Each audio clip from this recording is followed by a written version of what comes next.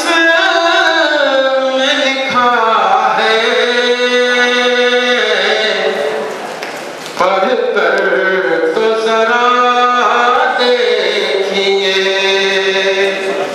کیا اس میں لکھا ہے اظہار حقیقت کا ہر ایک باب کھلا ہے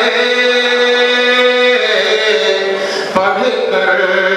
تو ذرا دیکھیے شیخ سماعت کریں انداز نیا فکر نئی سوچ نیا پن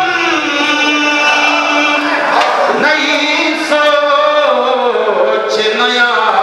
پن ہم نے ہی زمانے سے زمانے کو دیا ہے ہم نے ہی زمانے سے زمانے